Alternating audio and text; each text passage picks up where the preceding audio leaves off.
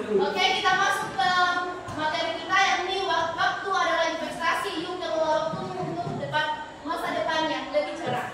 Oke,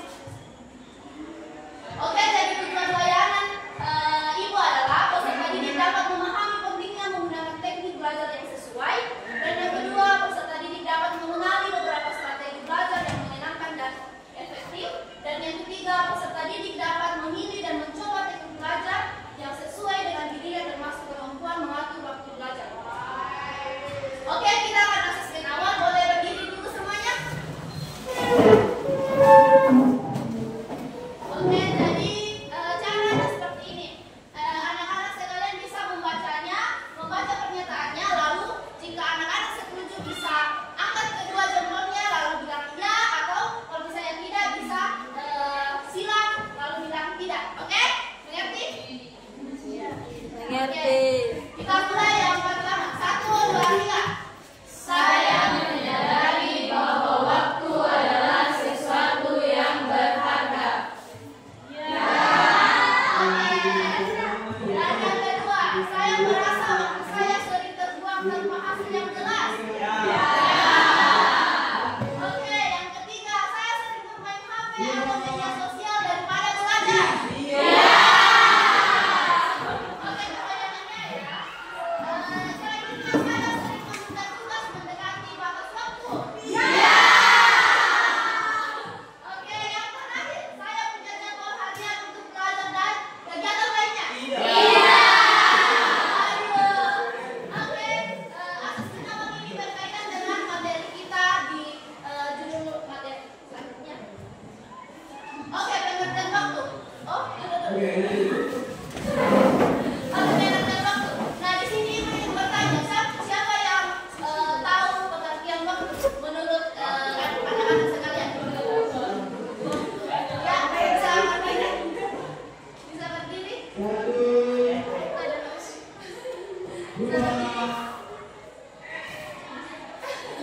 Oke, ada yang lain?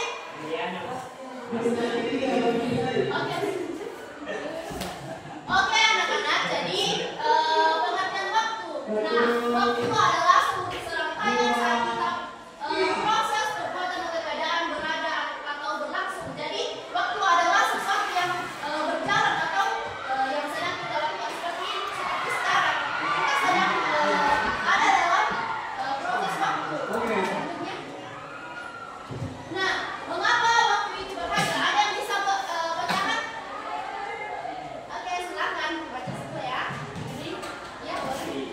Mengapa waktu itu berharga? Pertama, waktu tidak bisa dibeli atau kembalikan. Kedua, waktu yang teratur berarti hidup yang lebih terarah. Yang ketiga, kunci sukses akademik dan kehidupan pribadi. Keempat, manajemen waktu rapi dan konsisten adalah cara mengurangi sukses.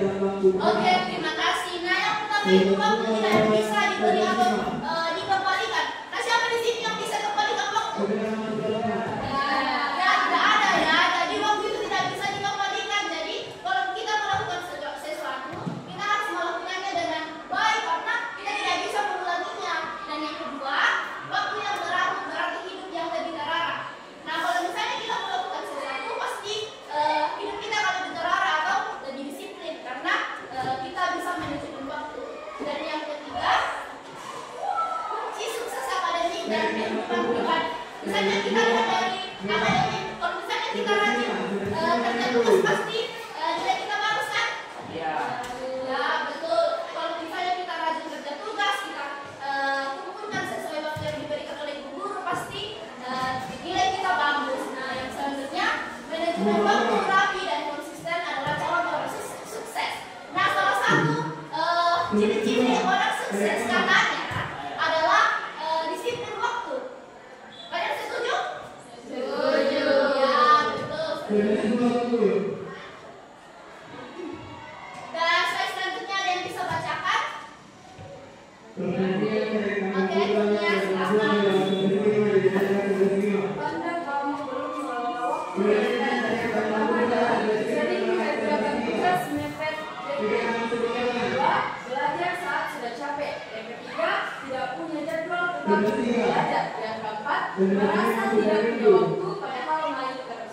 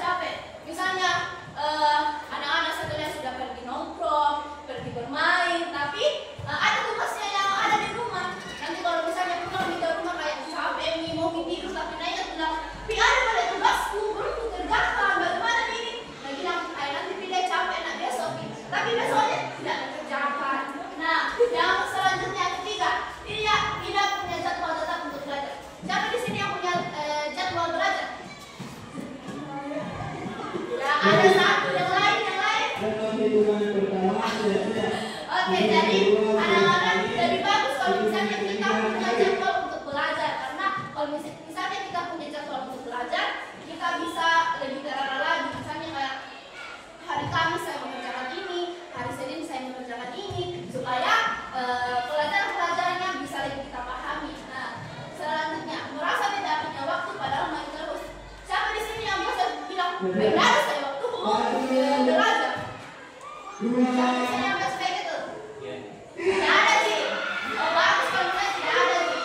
Nah, kita kayak itu kok merasa tidak ada waktu saya waktu kayak ini tugas. Padahal ada juga punya pergi main, ada juga punya pergi jalan. Tapi untuk tugas dia bilang tidak ada waktu itu. Nah, selanjutnya siapa yang bisa bacakan? Keisha bisa bacakan, Keisha. Silakan. Manfaat waktu yang pertama, terhindar dari stres karena tugas numpuk. Yang kedua, punya waktu untuk istirahat dan kegiatan lain. Yang ketiga, lebih produktif dan percaya diri. Oke, terima kasih. Nah, pertama itu terhindar dari stres karena tugas numpuk. Nah, seperti yang Ibu sampaikan tadi, kalau misalnya kita sudah banyak tugas tapi kita tidak kerjakan, pasti kayak stres, kita bilang, aduh bagaimana ini? Nah, banyak ini tugasku, padahal salah karena tidak dikerjakan toh. Nah, yang kedua, punya waktu untuk istirahat dan kegiatan lain. Contohnya seperti ini. Kalau misalnya anak-anak sekalian biasa melakukan hal-hal yang kayak dahulukan, yang kayak tidak terlalu penting sih, tapi dahulukan. Kan biasa itu kayak belajar kok tidak dilakukan nih. Nah, kalau misalnya kayak didahulukan itu belajar, pasti kayak bisa bilang, ayo ada pada waktuku hari itu bisa pergi jalan, misalnya pergi sama temanku. Nah, yang selanjutnya lagi produktif dan percaya diri. Nah, kalau misalnya kita disiplin itu pastinya kita lebih percaya diri. Misalnya kayak kalau di sekolah toh, tapi disiplin di kerja tugas. Kalau misalnya disiplin dulu, siapa di sini yang bisa jawab ini? Pasti kalian bisa jawab karena kalian percaya kalau beres bisa ini apa? Oke, kayaknya mengantuk semua. Mau kita speaking, bermain. Berdiri semua, berdiri. Bisa, siapkan format.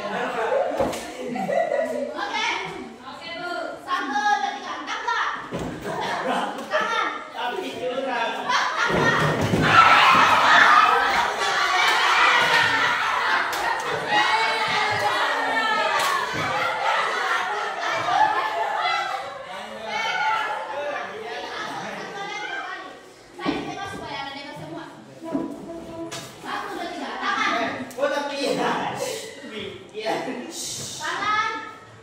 Tangan. Tangan.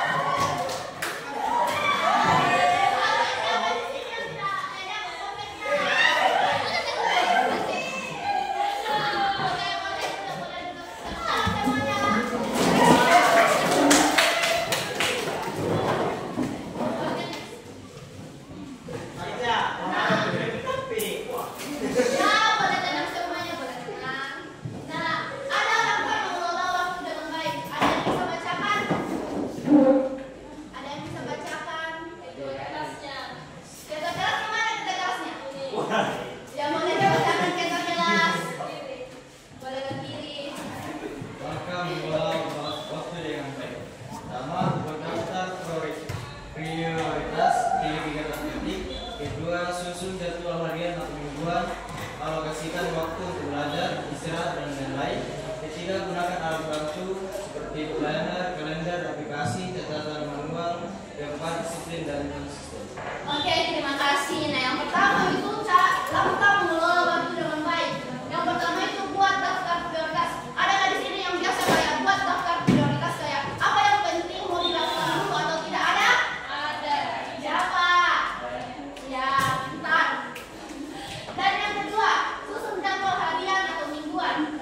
Nah, di sini anak-anak bisa lakukan, bisa lihat kapan anak-anak bisa mengerjakan waktu, mengerjakan tugas, dan kapan bisa belajar. Anak-anak bisa lihat kalau hari Minggu, kalau pulang ibadah atau hari Jumat pulang ibadah, anak-anak bisa kerjakan kerjakan tugas. Dan yang ketiga, gunakan alat bantu. Nah, di sini anak-anak bisa gunakan kalender, anak-anak bisa lihat tanggal apa yang cocok untuk anak-anak kerjakan tugasnya. Dan yang keempat, disiplin dan konsisten. Kalau misalnya anak-anak disiplin dan konsisten, anak-anak pasti bisa mengerjakan tugasnya lebih baik lagi dan lebih terarah lagi. Oke, mungkin sekian pelayanan dari Ibu. Terima kasih atas ketenangannya. Ibu ada motivasi. Waktu adalah aset termahal, gunakan dengan bijak karena ia tak pernah kembali.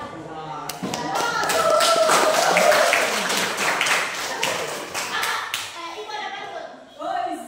Bagi pertama lihat melati.